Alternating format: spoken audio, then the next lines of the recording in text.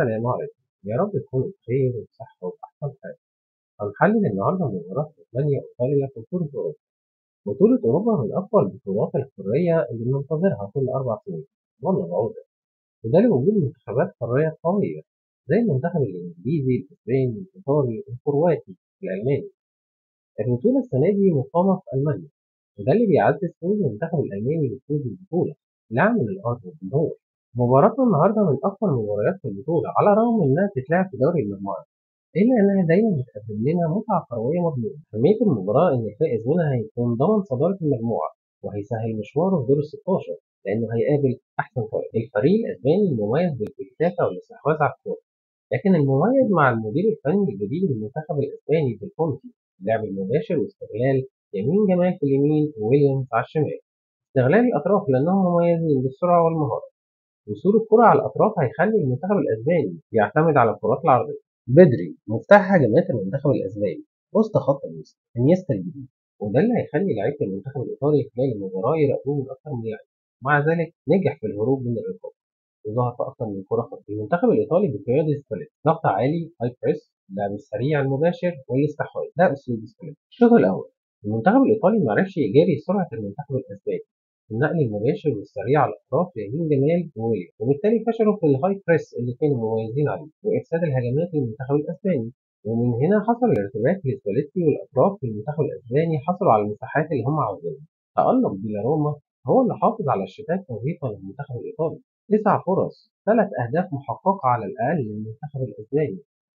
المنتخب الإيطالي تراجع ضده، وده اللي خلى المنتخب الأسباني يضغطوا عليه في نص ملعبه. شوط أول للمنتخب الأسباني في كل عناصر الكورة: سرعة، مهارة، انتشار، لعب مباشر، فرص. نزول مراتا في خط النص ولعبه كأنه شادو سترايكر وبناء الهجمات مع بدري خلى في صعوبة من مدافعي المنتخب الإيطالي إن هم يراقبوه مان تو مان. يلا بينا نشوف اللقطات المهمة ونحلل المباراة في اللعبة الحلوة مع خصمي. يلا بينا. فابيان بيباص الكرة الكوكورية عشان يوصل الكرة بسرعة لويليامز على الأطراف. هنلاقي إن بيدري واقف من غير رقابة وعارف إن الكرة هتجيله لأنها لعبة مدربين عليها وهتتعاد أكتر من مرة خلال المباراة. انطلاق ويليامز بالثبات مع استغلال سرعته ومهارته في الاختراق هو اللي ساعده يعدي. تحرك مراتا من غير كرة عشان يقطع على القريبة ويفضي مساحة للي جاي من خلف بدري، وبالفعل الكرة وصلت لبدري. ضربة رأسية ولا أجمل، لكن دوناروما صدها. نزول مراقة كشادو سترايكر عشان يبتدي اللعبة ويباص لبدري اللي لقى مساحة في خط النص ساعدته يزيد بالكورة، لكن الأجمل تحرك يمين جمال من غير كورة عشان يسحب مدافعين معاه. وجود المساحات بين لاعبي المنتخب الإيطالي وعلى الرغم من وجود 3 لعيبة بيضغطوا على بدري، إلا إنه غير اتجاهه بسهولة وباص الكرة لمراتا اللي كان في الشمال. وجود المساحات في خط ظهر المنتخب الإيطالي سهل اختراق ويليام. لاعب المنتخب الإيطالي دي لورينزو مش شايف أصلا مين اللي جاي من وراه وباصص على الكورة. الكرة وصلت لويليامز، ضربة رأسية لكن غير متقنة بره الملعب. تراجع ملحوظ للمنتخب الإيطالي في نص ملعبه خلى المنتخب الأسباني يهاجم ب8 لعيبة. كالعادة يمين جمال معاه الكورة بيحاول يخترق على الرغم من المراقب ب2 لعيبة، لكن قدر يعدي بالكورة. لكن الكورة طولت منه، لكن لحسن حظه وصلت لمراتا اللي هدي على الكورة وشاطها، لكن خبطت في دي لورينزو اللي كان ضاغط عليه. وجود المساحات في الدفاع الإيطالي وعدم الضغط المباشر على لعيبة المنتخب الأسباني ساعد فابيان يسجل صاروخ أسباني، لكن دوناروما صدها. بدري معلم خط النص بيباص الكرة لمراتا ويدخل في القلب عشان ياخد معاه مدافع ويفضي زاوية إن مراتا يشوط الكرة، لكن الكرة طولت منه. ولأن من مميزات المنتخب الأسباني قرب المساحات بين اللعيبة وده بيساعده على استرجاع الكرة بسرعة. وفعلا الكرة طولت من مراتا لكن وصلت لفابيان اللي شاطها، لكن دي روما نجم الشوط الأول صدها.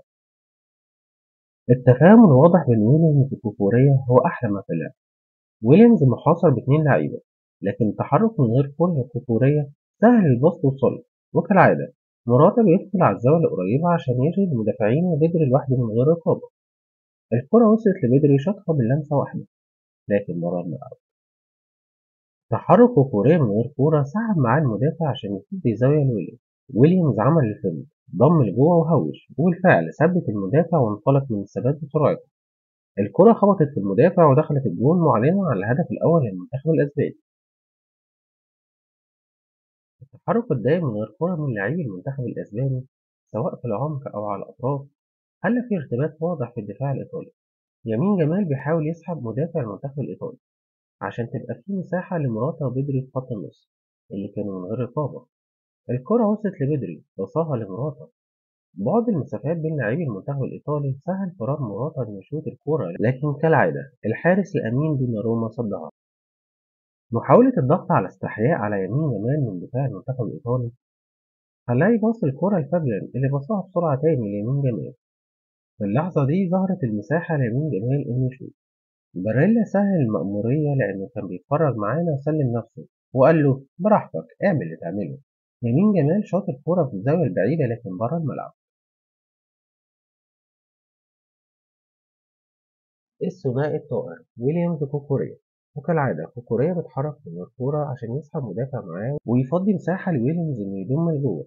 شاطها شوطة عدم لكن خبطت في العارضة بسوء الحظ. كالعادة الشوارع والمساحات في خط نص المنتخب الإيطالي ساعد أليكس بينا في الانطلاق. تحرك رائع لبريز من غير كورة. حاول يرقص ويشوط لكن خبطت في الدفاع والكرة طلعت بره الملعب. ترقيصة على الرايق من بيريز لدي لورينزو. ووجود شوارع في خط الدفاع الإيطالي سهل دخول بيريز للعمق. شاطها في الضيقة لكن المصدقة. دي لورينزو ظهر عليه الإجهاد وعدم التركيز، وبالفعل عدم تقدير الكرة مع ضغط بيريز عليه خلاه ما يقدرش يستلمها. الكرة وصلت لبيريز اللي لقى نفسه انفراد بديلاروما، لكن ولو ديلاروما ما تخافش عليه صدها كالعادة.